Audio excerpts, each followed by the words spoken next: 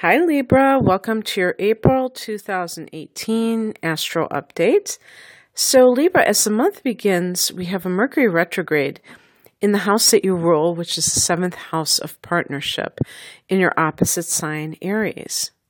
So this could indicate that perhaps there has been some kind of misunderstanding or something that has caused a need to review something that's related to your marriage or a document connected to your marriage. And a document connected to your marriage could be a divorce decree too. I mean, there's always that possibility. The seventh house, along with the ninth house, can deal with legal matters. So, depending on who you are and what your situation is, some of you, this just may be going over old ground with your spouse.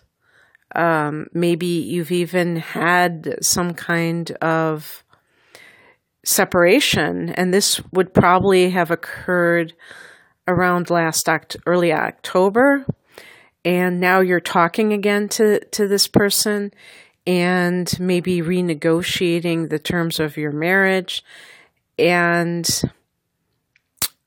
the thing about it is that you recently had, and well, when I say recently, maybe within the last month or a little bit longer, Venus in this sector. So there may have been an opening, I don't know, olive branch by one of you to the other, and that softened things, especially if you were like separated, and now you're talking again and you're thinking about getting back together if you haven't already done so. I think that for those who haven't done so, the new moon in Aries on the 15th of the month may be that time period where the catalyst for reunion occurs. And on that same day, Mercury goes direct. So I have to think that it's more than a coincidence that this is happening, that this is indicating that something that you have been revisiting was like kind of the terms for getting back together, and then you were able to do so because you were able to agree on it. However, this can be, if this is dealing with a legal issue, you could simply be coming to the terms, agreeing on terms of it, because the sun goes into the 8th house on the 19th, and Venus is in that 8th house for most of the month. The 8th house can deal with other people's money in part. And if that was a sticking point of a divorce agreement, then that can be resolved in that time frame of mid-month. Well, actually around that. Yeah, no, it would be, with Venus in the 8th house, things may get harmonized when it comes to other people's money, or you may benefit from other people's money. So if a divorce decree comes down, for instance. But for other people, it may just be that you are really exploring love on the deepest of levels. And for Libra, this is significant because the house you rule, the 7th house, is about that outer structure of what marriage is, which it is this institution, and not necessarily about the emotions involved. The 8th house is a water house. It's Scorpio's natural house, and it deals with intimacy in part, and that, as well as other people's money, death, sex. And the intimacy is what is connected to the sex, but sex isn't the only aspect of intimacy. What's also the case is something related to bearing your soul to somebody. So that can definitely be what's going on.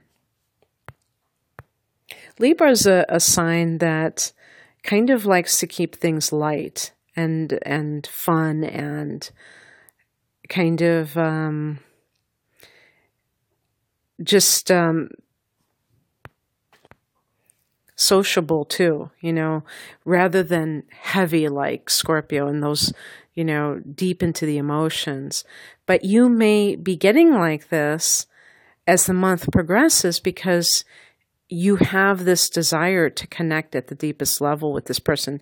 And maybe that's what kept you apart in the first place. At the time of the new moon on the 15th, at 26 Aries, can be a new chapter in a current marriage, or you could be, this could be a new chapter in your marriage called divorce. I mean, it's possible that that's happening, and and during the Mercury retrograde, you were just hashing out the details of the divorce decree and the contract. It's funny. You go into marriage signing a contract and you go out of it signing a contract, don't you? But then on the 24th, Venus goes into the 9th house, and this is more compatible with your sign because it's a fellow air sign in Gemini.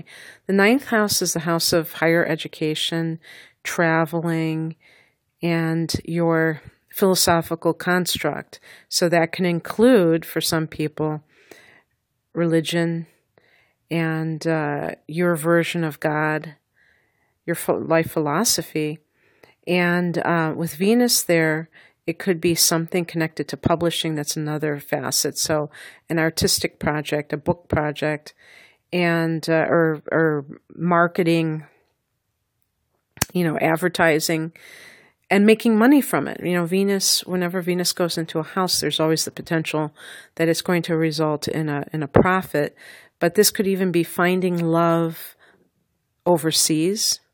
There's a long distance traveling angle.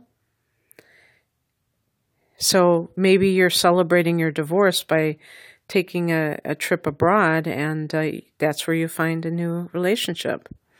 There are going to be two heavy hitters going retrograde in April for you, Libra, and one of them is Saturn on the 17th in Capricorn in that 4th house of home and family. And that is, if you've been taking care of a parent, this transit began back in December, late December, and it can indicate some kind of obligation, duty, sense of duty with a parent, or dealing with a home matter. Maybe there's some kind of situation involved. It could even be your home right now, possibly, where there is something that you need to get your house in order about. And now when it's retrograde, you may feel like it's even harder to do so, that you have to really try. Maybe maybe you want to sell your house, but it needs some repairs and it needs to be, something needs work on it, and it's hard for you to make it happen. And now it's going to be, you're going to have to try even more so. If this is something that you really want to do, don't worry. This is just a temporary transit. It just can put some kind of extra obligations with your home life in some way. And Pluto has been in this house for 10 years. Pluto is, to me, more of a psychological influence than anything else. And when Pluto goes retrograde on the 22nd, it's holding a mirror up to you, the shadow side, maybe childhood issues coming up. And they're coming up to be purged and then to heal from them. So you may have thought you have already dealt with a lot of this stuff with Pluto, and you just realize, oh gosh, here's another wave. But it's for the good, long term. So just tell Pluto that whatever you got, bring it. I can handle it. As long as you don't go into denial, that is, Libra. And then on the 29th, there's a full moon at 9 degrees of Scorpio, and this is in your second house of earned income.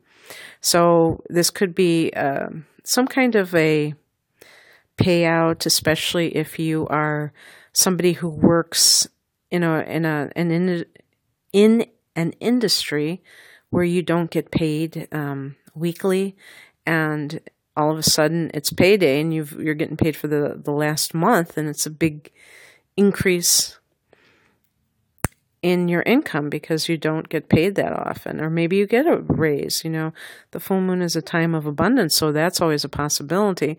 For some people, it may be an ending to their income stream. So if you're retiring or you're just changing jobs, that's indicative of that time period, perhaps. And let's see, is there anything else I want to say? No, I think I've said just about everything.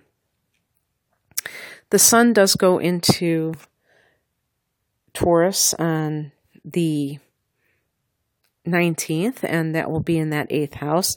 So I think you're going to just get into a much more serious frame of mind, Libra, at that time, and be not as easily amused and want to dig deep and want to. And it's funny, too, because not only is this possibly with your significant other, but maybe it is connected to your childhood, because you have that right around that same period, Pluto goes retrograde and bringing up these issues from the past. Some of them may be quite intense. So anyway, I hope you enjoyed this, and if you'd like a private reading, the link to my website is below. Take care. Bye.